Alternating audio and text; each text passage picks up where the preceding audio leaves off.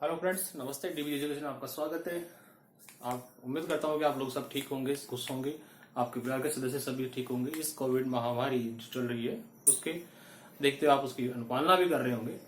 साथ में मैं आपसे चाहूँगा कि आप लगातार अपने क्रम पथ पर बने रहें और अपने सक्सेस को प्राप्त करने की कोशिश करें। आज तक हमने संविधान क्लियर किया है और मुझे बड़ी खुशी है कि मैंने आपको संविधान के 22 भाग और अनुच्छेद जो 395 थे वो क्लियर करवाए। अब हमारे पास उसका एक पार्ट बच गया, अनुसूचियां, जो मैं आज के इस वीडियो के अंतर्गत आपको करवा देता हूँ। कुल 12 अनुसूचियां हैं। पहले 8 अनुसूचियां थी, अब वर्तमान समय 12 अनुसूचियां हैं और उनके बारे में हम विस्तार से पढ़ेंगे। उससे पहले मैं आपसे पॉलिटिकली रिक्वेस्ट करना चाहूंगा, आप समझ गए होंगे मैं क्या कहना चाह रहा हूँ, तो आप लगे रहें। देखिए, पहला है अनुसूची 1। ये मैंने जो क्रम डाल रखे हैं वो अनुसूची के क्रम डाल रखे हैं और जो 12 तक डाल रखे हैं, आप समझे। ये है अनुसूची 1 जो नंबर की है, प्रथम अनुसूची जिसे हम कहते हैं, उसमें दे रखा है संघ राज्यों की संख्या एवं नाम। इसमें ये बताया गया है कि प्रथम अनुसूची में ये बताने की कोशिश की गई है और डिफाइन किया गया है कि जो संघ है उसमें कितने राज्य होंगे और उन राज्यों के क्या क्या नाम होंगे। ठीक है ना, तो ये बात क्लियर होती है। जब हमारा भारत आजाद हुआ और आजाद होने के बाद में हमारे संविधान की प्रथम अनुसूची के अंतर्गत 14 राज्य अस्तित्व में आए। कितने राज्य अस्तित्व में आए? 14 राज्य। और वर्तमान में जो है वो कितने हैं? 28 हैं। कितने राज्य हैं? 28 राज्य हैं। वर्तमान में कितने राज्य हैं? 28 राज्य हैं और 8 केंद्र शासित प्रदेश है। ये तो क्लियर है याद है तो।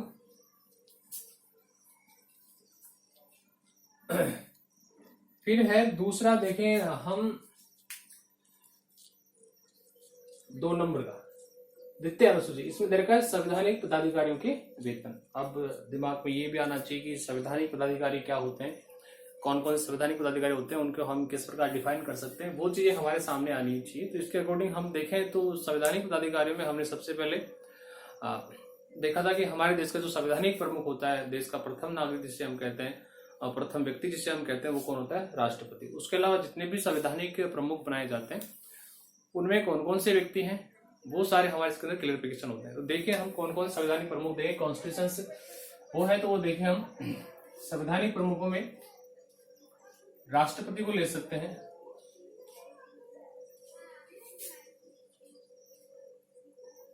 किसको ले सकते हैं? राष्ट्रपति संवैधानिक प्रमुख होता है। उपराष्ट्रपति संवैधानिक पदाधिकारी होता है।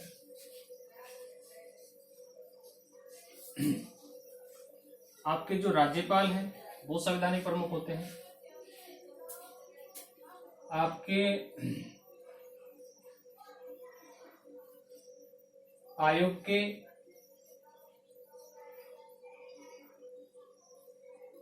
पदाधिकारी वो, आपका सीएजी, कैज, साथ में आपके एससी सुप्रीम कोर्ट और हाई कोर्ट के जज।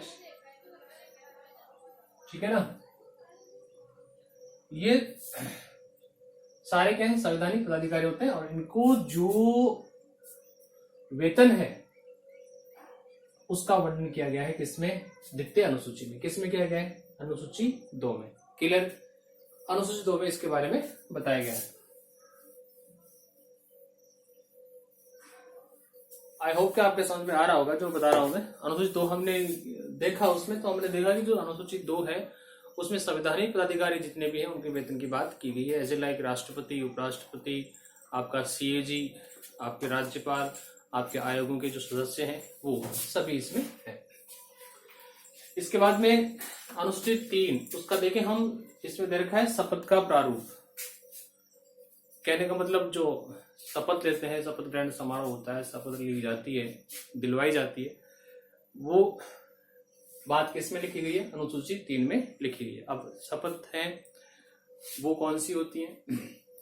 शपथ 2 प्रकार की होती है, मैंने लिखे हैं 1 और 2। 2 प्रकार की शपथ होती है उसमें देखें, एक तो पद की शपथ होती है, किसकी होती है?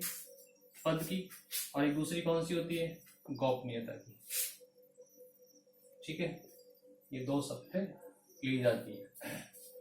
वैसे कस में तो बहुत सारी ली जाती है, लेकिन हमारे यहाँ राजनीतिक बात करें या जो संवैधानिक अनुसूची की बात करें तो उसमें शपथ जो होती है कितनी होती है, दो होती है। एक तो पद की शपथ होती है और एक कौन सी होती है, गोपनीयता की शपथ होती है। क्लियर।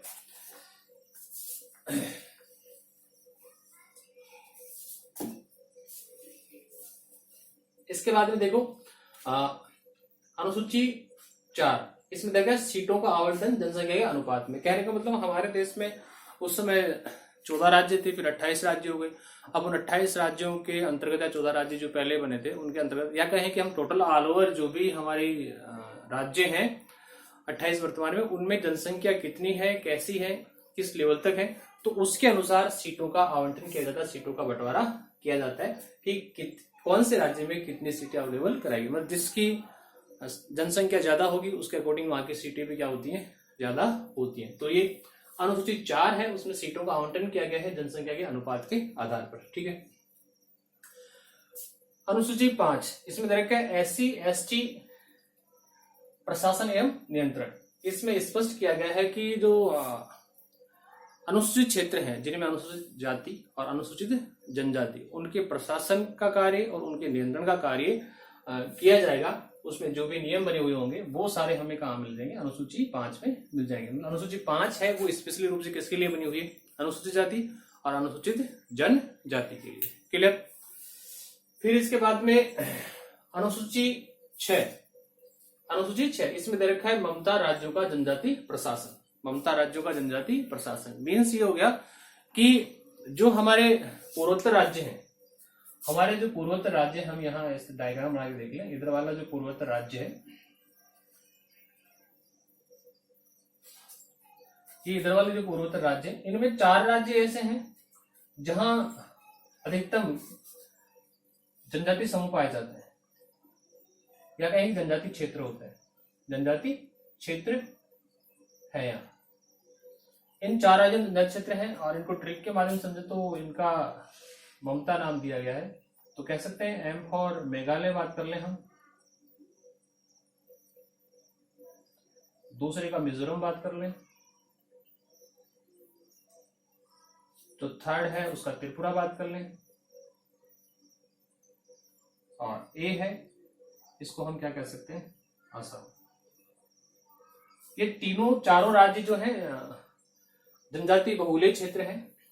तो इनके प्रशासन और इनकी देखरेख का काम जो है वो हमारे अनुसूची जो है 6, अनुसूची 6 में इसका डिक्लेरिफिकेशन किया गया है, इसको समझाया गया है। स्पेशली ये इन 4 राज्यों के लिए बनी हुई है अनुसूची 6।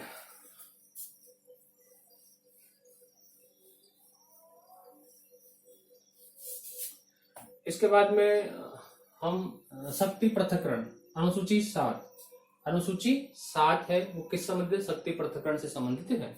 और हमें पता है कि शक्ति पृथक्करण जो है वो संवैधानिक प्रावधान के अनुसार केंद्र और राज्यों के मध्य जो विधायी शक्तियां होती हैं उनको डिफाइन अलग अलग तरीके से किया गया है। तो हमने पीछे पढ़ लिया था कि अनुसूचियां कितनी होती हैं, 3 होती हैं, और 3 में हमने देखा था कि संघ सूची भी होती है, राज्य सूची भी होती है और समवर्ती सूची भी होती है। क्लियर है। तो इनको जो डिफाइन किया गया है, इनको जो बताया गया है, इसमें जो जो विषय शामिल किए गए उन पर कानून बनाने का अधिकार संबंधित प्रशासन के पास होता है। तो हम यहाँ थोड़ा क्लियर कर लेंगे, जो संघ है वो केंद्र के पास होता है। किसके पास होता है, केंद्र या संघ सरकार के पास। दूसरा जो है राज्य, वो राज्यों के पास होता है। और जो तीसरा है इन दोनों के पास होता है, केंद्र और राज्य। जब दोनों में टकराव हो, इन दोनों में टकराव की स्थिति उत्पन्न हो जाए केंद्र राज्य के मध्य, तो केंद्र का कानून ही क्या होता है, मान्य होता है। क्लियर।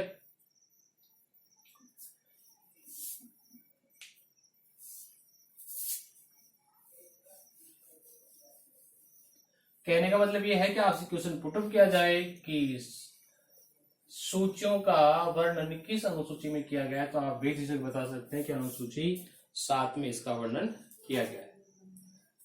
अनुसूची 7 में इसका वर्णन किया गया है। फिर है भाषाओं से संबंधित।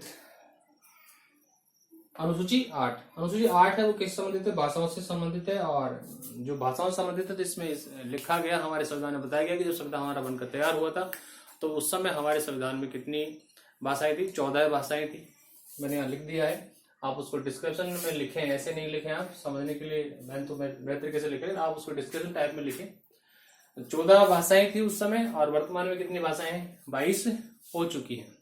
कितनी हो चुकी है? 22 भाषाएं इस अनुसूची 8 में दर्ज कर ली गई है। इसके बाद में देखें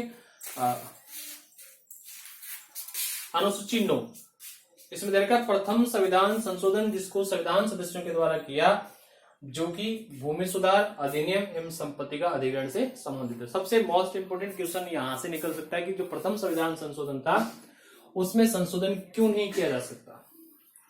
प्रथम संविधान संशोधन था, उसमें संशोधन क्यों नहीं किया जा सकता? क्योंकि ये संशोधन किसके द्वारा किया गया था? संविधान सदस्यों के द्वारा किया गया था। ये माइंड में रहनी चाहिए चीज, क्योंकि संविधान सदस्यों के द्वारा जो संशोधन किया जाता है उसमें अन्य सदस्य क्या नहीं कर सकते? संशोधन नहीं कर सकते। क्लियर बात? और ये जो संविधान संशोधन अधिनियम है, जो संविधान संशोधन किया गया संविधान सदस्यों के द्वारा, इसमें कोई फेरबदल नहीं होगा। जो संविधान था प्रथम संविधान संशोधन 9 अनुसूची में किया गया, वो कौन सा था? भूमि सुधार अधिनियम एवं संपत्ति अधिग्रहण संबंधी। मतलब भूमि सुधार, जो भूमि बिक्री हुई थी, अलग अलग जोतों में डिवाइड थी, उसको एक जगह एकत्रित करना, उसको सुधार करना, और साथ में जो संपत्ति है उसका अधिग्रहण किस आधार पर किया जाएगा, किस लेवल पर किया जाएगा, उसकी व्याख्या हमारी अनुसूची 9 में किया गया। इसके बाद में हम अनुसूची 10 की बात करें तो इसमें है दल बदल संबंधी उपबंध। दल बदल संबंधी उपबंध,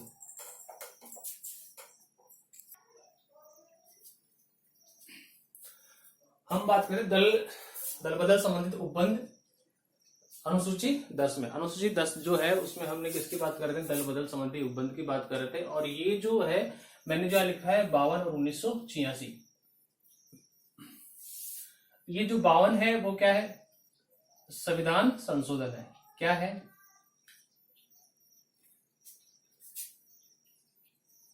ये क्या है? 52 संविधान संशोधन है। 52वां संविधान संशोधन जो कब किया गया? 1986 में किया गया। और किसके द्वारा किया गया? हमारे जो प्रधानमंत्री थे राजीव गांधी के द्वारा। किसके द्वारा? राजीव गांधी के द्वारा, जिन्हें भारत में संचार तकनीक का क्रांति लाने का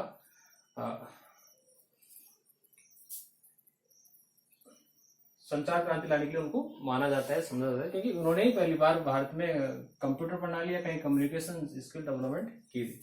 हम यहाँ डिटेल में नहीं जाएंगे और हम यहाँ बात करेंगे कि जो दल बदल संबंधी उपबंध है वो 52वां संविधान संशोधन किया गया और 1986 में किया गया। अब इसमें क्या है? इसमें ये प्रावधान तो ये है कि कोई भी दल का सदस्य दूसरे दल में नहीं जा सकता। अगर जाता है तो उसके खिलाफ क्या की जा सकती? कानूनी कार्रवाई की जा सकती है। लेकिन वर्तमान में हमें ये देखने को नहीं मिलता, इसका गलत उपयोग किया जा रहा है। इसके बाद में हम देख लें अनुसूची 11। अनुसूची 11 है, उसमें देखा है पंचायत राज व्यवस्था 73वां संविधान संशोधन 1992 1993 में पारित हुआ, 1994 में राजस्थान में लागू हुआ। अब समझ लें इसको। कहने का मतलब ये है कि जो पंचायत राज व्यवस्था है उसको 11वीं अनुसूची में डाला गया और इसमें 73वां संविधान संशोधन विधेयक 1992 में लाया गया। समझे आप? कई बार कंफ्यूज होते हैं कि पंचायत राज अधिनियम है वो कब आया, तो भाई 92 में आया, लेकिन पारित कब हुआ? 1993 में हुआ। और राजस्थान में लागू कब हो गया? 1994 में हो गया। तो ये चीजें हमें कंफ्यूजन करने वाली स्थिति में ले जाती है, लेकिन हमें ये ध्यान रखना है शब्दों का उलटफेर हो रहा है, हमें शब्दों को समझना है, उसकी लैंग्वेज को समझना है, फिर उसका आंसर देना है। तो हम यहाँ अनुसूची 11 की बात करते हैं, उसमें दे रखा है कि जो अनुसूची 11 है वो पंचायत राज व्यवस्था से संबंधित है और इसमें 73वां संविधान संशोधन किया गया, 1992 में किया गया, 1993 में इसको पारित कर दिया गया और 1994 में राजस्थान में इसे लागू कर दिया गया। और इसमें टोटल विषय जो कितने हैं? 29 है। कितने हैं? 29 विषय हैं। कितने विषय हैं? 29 विषय इसमें है। क्लियर? लास्ट अनुसूची की बात कर लें, अनुसूची 12। इसमें देखा नगरपालिका अधिनियम एवं 18 विषयों का उल्लेख और 74वां संविधान संशोधन अधिनियम 1992। क्लियर है? मतलब जो 12वीं अनुसूची है उसमें नगरपालिका अधिनियम मतलब शहरों से संबंधित हम बात करें, शहरों की जो प्रशासनिक स्थानीय व्यवस्था उसकी बात कर लें तो उसका अधिनियम लाया गया और इसमें 18 विषयों को शामिल किया गया। और ये भी कब किया गया? 74/1992 में। और वही पारित जो ऊपर वाला जैसे 93 और 94 उसी प्रकार पारित किया। तो डियर फ्रेंड, ये था हमारा अनुसूची। और अब हमने संविधान के सभी पार्ट्स पढ़ लिए हैं, संविधान के भाग पढ़ लिए, संविधान के अनुच्छेद पढ़ लिए और संविधान की अनुसूचियां पढ़ ली। आई होप आपको ये जो मैंने अब तक पढ़ाया है बहुत पसंद आया होगा। अगर पसंद आता है तो प्लीज आप हमें सपोर्ट करें, हमारे चैनल को लाइक जरूर करें, जो भी वीडियो आता है उसको लाइक डेफिनेटली करें, शेयर करें और चैनल को सब्सक्राइब करें। जय हिंद, जय भारत। आपका दिन और रात दोनों शुभ हो। नमस्कार।